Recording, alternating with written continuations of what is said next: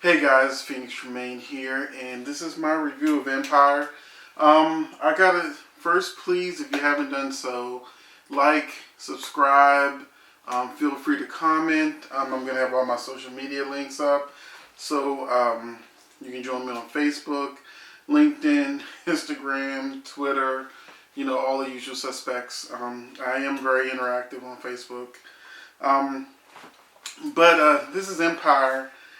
And I gotta say that Empire used to be that show that, it's like, don't call me, don't send me no messages, don't text, don't do nothing. Empire's on, the world will stop for the next hour. And it's just such a sad state of affairs that it is now Thursday, Thanksgiving, and I finally get around to doing my Empire review because I literally just watched the show.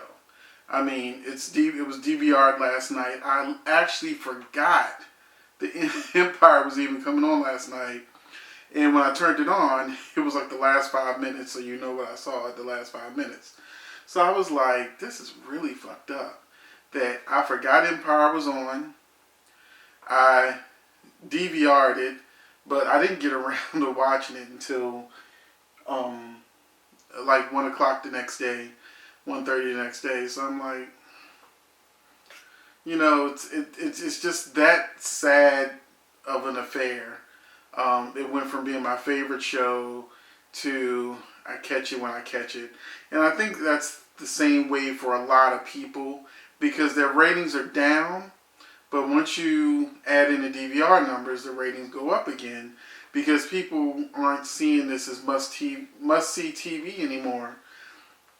This episode was an improvement, but it didn't give me a lot of what I wanted. It had a couple of oh shit moments, but a lot of people online are just confused, like in some feel betrayed. But we'll get into it.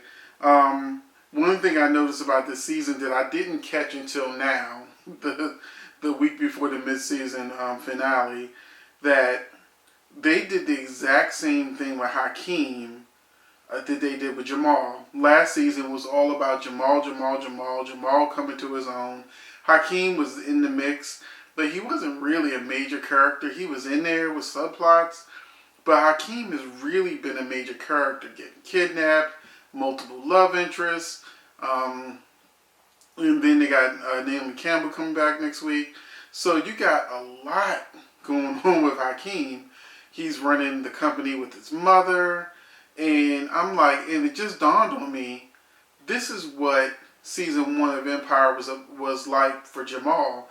It was all about Jamal coming to his own.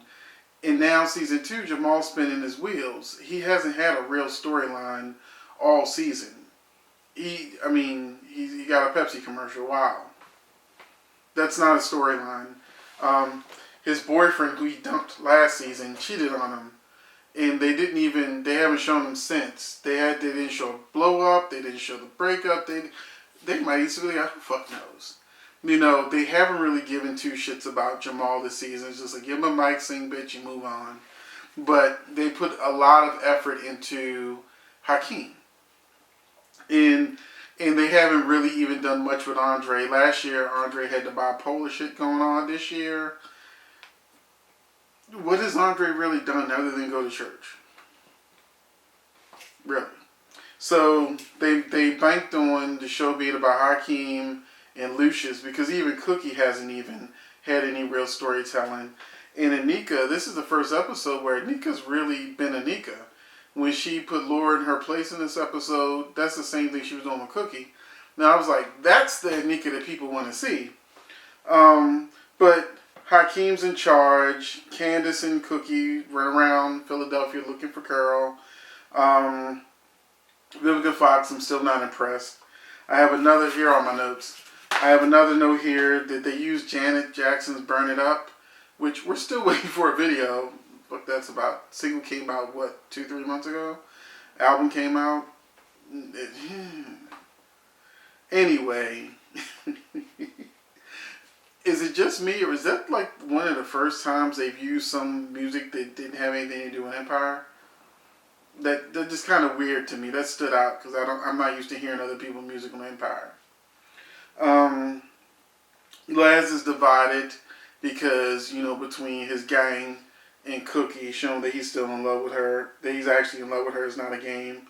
Um, Lucius gets Andre and Rhonda a house. I still think Anika's gonna um, make Lucius think that the baby is his by fucking him real quick or something. But so far, she's obsessed with Hakeem for some reason. Um, Rosie turns out to be pretty gangster in the show. She starts off as just like this little cook, and then you go in the back and like the bitch is like cooking drugs or something. She has like men back there like ready to fuck people up. So that was a little twist on Rosie. I actually liked it. I like the idea of Rosie being a gangster, pretending to be like a Martha Stewart. Um, what did Curl do? I'm guessing she fucked Lucius. Vivica Fox's character, Candace, I think her name is. Candace. When Candace gave Curl a choice, move to with her or move with Cookie. When she chose Cookie, and Cookie left the table, Candace was like, if she knew what you did, you wouldn't be happy sisters. So I'm guessing she fucked Lucius while she was in jail. Lucius, Cookie, and Laz is a quick scene of Lucius coming in and trying to seduce Cookie out of her shares so he can have this money to buy this title type company. And he sees Laz and he gets jealous and shit and does a Cookie knocking the alcohol over, same way she would pull the shit off the table and shit. Anika really gives it to Laura. Like I said, it's just like if she was going up against Cookie. We thought she went a little crazy last week, that she kidnapped a bitch or something, but it turned out she just wanted to see her address and just find out more about her. Lee Daniels made a guest appearance on the show. And he tells Lucius he's the past and Jamal's the future. So that was just like a quick, wink, nod. Lee Daniels did like a Spike Lee or somebody, just guest starring on his own show. Lucius busts Laz that he's one of the gang members, and so Cookie's like really upset. She takes Laz's gun, gives it to Lucius, and you don't know what happened to Laz. It makes it look like Lucius killed Laz, but we'll see. We don't know how that's going to end up. Cookie just falls out crying, upset, and Curl comes in, and she's like, look, bitch, you gotta go to rehab. And, they got Anika looking crazy, being super obsessed with Hakeem, is not a good look for Anika, but at least the bitch has a storyline. And, Jamal, and this is the thing that confused a lot of people online and also made a lot of people upset, is that Alicia Keys, he's a big fan of her character, Summer Star, whatever the hell her name is. And at the end of the episode, they kiss. And he initiates it. And people are like, he's been delivered. Because of, Andre, whatever his name is. So they're like, is Jamal straight now? I don't think he's straight. Possibly bisexual. But I think this might be maybe she's a transsexual, who the fuck knows. But I think that Jamal got starstruck and, he's a man. So regardless of what she's working with, he was feeling her the whole episode. You could tell it was like he was a fan. And I know a lot of gay guys that would fuck Janet Jackson and Beyonce without a second thought.